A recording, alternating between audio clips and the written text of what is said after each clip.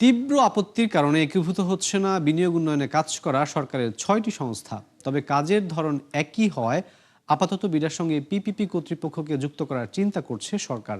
২২ April এই সংক্রান্ত কমিটির বৈঠকে এমন সিদ্ধান্ত হয়, যার কপি এসেছে একাত্তর বিজনেসের হাতে। বিস্তারিত জানাচ্ছেন রুহুল আমিন। বিনিয়োগ পরিবেশ উন্নয়ন ও অবকাঠামো সুবিধা নিশ্চিতে কাজ করছে সরকারের ৬টি সংস্থা। এর ৪টি প্রধানমন্ত্রী কার্যালয়ের অধীন, বাকি ২টি নিয়ন্ত্রণ করে ২ মন্ত্রণালয়। এর মধ্যে বিডা ও পিপিপি কর্তৃপক্ষ বিনিয়োগ আকর্ষণে কাজ করে, বাকিগুলোর দায়িত্ব শিল্প কারখানা ব্যবস্থাপনা করা। অন্তর্বর্তী সরকারের সময়ে ৬ সংস্থার ৩টির নির্বাহী চেয়ারম্যান হিসেবে নিয়োগ পান আশিক চৌধুরী।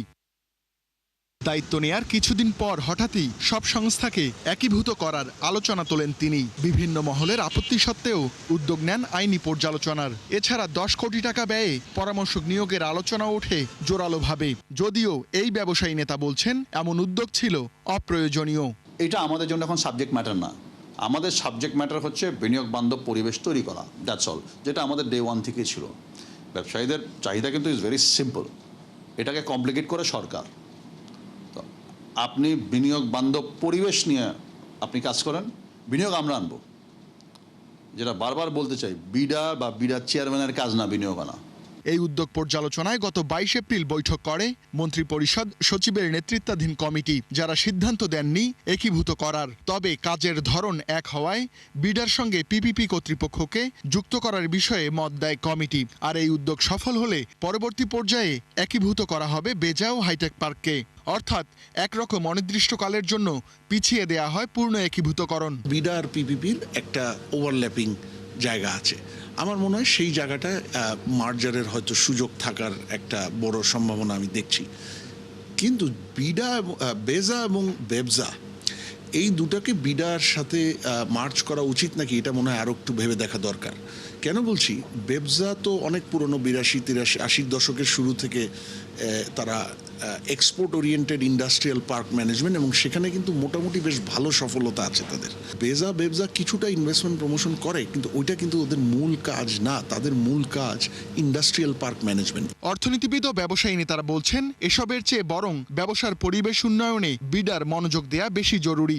ইন্টারিম গভর্নমেন্টের সময় চুরি বন্ধ হয়েছে, এই সংস্কারের ইচ্ছা প্রকাশ করেছিল, কিন্তু ওভারঅল অর্থনৈতিক সংস্কার হয়নি। এবং সেই অর্থনৈতিক সংস্কার না হওয়ার একটা ধারা হলো বিনিয়োগ পরিবেশের সংস্কার, সার্বিক, কম্প্রিহেন্সিভ এবং সিস্টেম্যাটিক।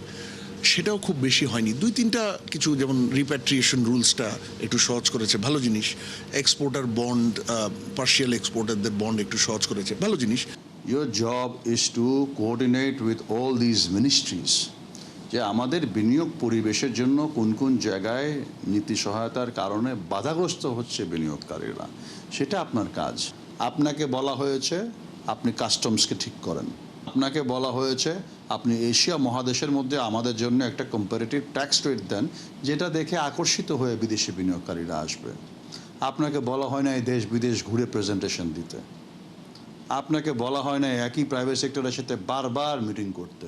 ভালো, প্রাইভেট সেক্টর এঙ্গেজমেন্ট ভালো, আর এক কথা বারবার কেন? আপনি কি জানেন না এক্স্যাক্টলি প্রাইভেট সেক্টরের সমস্যাগুলো কি?